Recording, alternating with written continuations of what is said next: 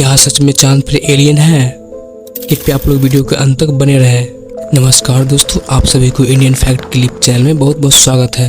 आज हम लोग जानेंगे चांद्रयान 3 का विक्रम लैंडर चांद पर क्या कर रहा है और अभी तक कौन सी जानकारी चांद से भेजी है। आज हमारा देश दुनिया में चांद के साउथ पोल पर उतरने वाला पहला देश बन गया और चांद पर अपना परचम लहरा दिया। आप भी अगर इंडिया से वीडियो देख रहे हैं तो लाइक और सब्सक्राइब एंड कमेंट जरूर करें।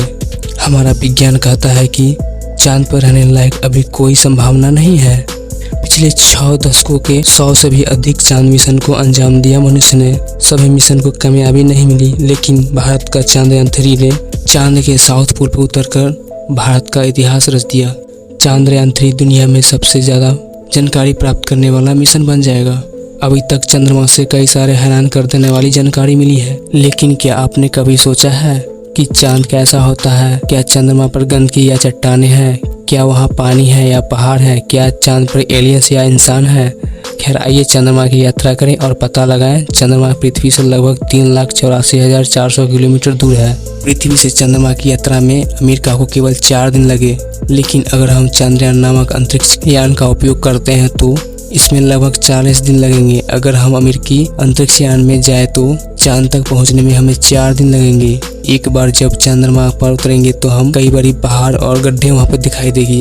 यदि हम चंद्रमा पर खड़े होकर ऊपर देखें तो हमें अपनी सुंदर पृथ्वी दिखाई देगी। यदि आप चंद्रमा पर खड़े होकर पृथ्वी को देखेंगे तो ऐसा लगेगा जैसे वो घूम रही है, लेकिन चिंता मत कीजिए, पृथ्वी हमेशा आकाश में एक ही स्थान पर रहेगी। चंद्रमा की गुरुत्वाकर्षण पृथ्वी की तुलना में बहुत कम होती है। यदि आप चंद्रमा पर जाएंगे तो आपको काफ़ी हल्का महसूस होगा। यदि आपका वजन 60 किलोग्राम है तो आपका वजन 10 किलोग्राम होगा, इसलिए जब आप चंद्रमा पर उतरेंगे तो हल्का महसूस होगा। आप चंद्रमा पर आसानी से छलांग लगा सकते हैं क्योंकि यह पृथ्वी से अलग है। आप कल्पना कीजिए कि आप चंद्रमा पर खड़े हैं। चंद्रमा पृथ्वी से बहुत अलग है। इसमें पृथ्वी की तरह हवा नहीं है। इस वजह से चंद्रमा पर रहना वाकई बहुत ही खतरनाक हो सकता है। एक बड़ा खतरा यह है कि अंतरिक्ष से आने वाले उल्कापिंड टकरा सकती है और आपको चोट पहुंचा सकती है, क्योंकि आपकी रक्षा के लिए कोई वहां हवा नहीं है। इसीलिए पृथ्वी से चंद्रमा पर काले धब्बे दिखाई देते हैं। उन स्थानों पर सूर्य का प्रकाश नहीं पहुँच पाता, इसलिए अंधेरे दिखते हैं। चंद्रमा वास्तव में आकाश में चमकीला है, सूर्य के समान चमकीला है। जब हम पृथ्वी से आकाश की ओर देखते हैं तो वह नीला दिखाई देता है, लेकिन अगर हम इसलिए जब भी आप आसमान की ओर देखते हैं तो आपको कुछ खास महसूस होगा। इसीलिए जब भी आप आसमान की ओर देखते हैं तो आपको कुछ अलग दिखाई देता है। क्या आप जानते हैं कि अमेरिका अंतरिक्ष एजेंसी नासा ने चंद्रमा को इंटरनेट देकर विश्व का रिकॉर्ड बनाया है? इसका मतलब यह है कि आप चंद्रमा पर इंटरनेट का उपयोग कर सकते हैं, जैसे कि हम पृथ्वी पर करते हैं। यह वास्तव में अच्छा है क्योंकि चंद्रमा पर कोई हवा नहीं है, इसलिए हम पृथ्वी की तरह बात नहीं कर सकते, यहाँ चिल्ला नहीं सकते हैं। लेकिन आप चंद्रमा पर खड़े होकर अपने परिवार से जुड़े रहने के लिए इंटरनेट का उपयोग कर सकते हैं।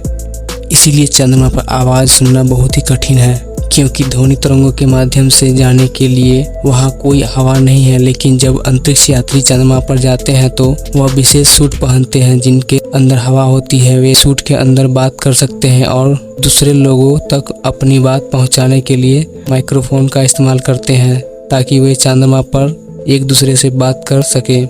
लेकिन अगर हम चंद्रमा पर फ़ोन रखना चाहते हैं तो हमें सूट की तरह अपने चारों ओर हवा की आवश्यकता होगी। भविष्य में जब हम लोग चंद्रमा पर रहेंगे तो वहाँ हम लोग फ़ोन का इस्तेमाल कर सकेंगे, लेकिन फ़ोन सिग्नल को चंद्रमा से पृथ्वी तक पहुँचने में काफ़ी समय लगेगा। इसलिए वहाँ चंद्रमा को एक चक्कर लगाने में लगभग 27 दिन 6 घंटे लगते हैं। इसे अपनी धुरी पर चक्कर लगाने में उतना ही समय लगता है, इसलिए हम एक समय में चंद्रमा का केवल एक ही भाग देख पाते हैं, दूसरा भाग हमसे छिपा हुआ है। ठीक वैसे ही जैसे जब पृथ्वी पर रात होती है। हालांकि चंद्रमा पर रात का समय लगभग 14 दिनों के बराबर रहता है। यह सचमुच बहुत लंबा समय है। रात में चंद्रमा पर तापमान वास्तव में ठंडा हो जाता है, लगभग -153 डिग्री, लेकिन दिन के दौरान 180 डिग्री सेल्सियस गर्म हो जाता है। इसलिए चंद्रमा का अलग अलग हिस्सा अलग अलग स्थितियों पे होती है। वैसे वैज्ञानिकों का मानना है कि चंद्रमा का निचला हिस्सा काफ़ी ठंडा है। चलिए, हम लोग का चंद्रमा की यात्रा कंप्लीट हुआ। मिलते हैं नेक्स्ट वीडियो में। वीडियो का अंत तक बने रहने के लिए धन्यवाद।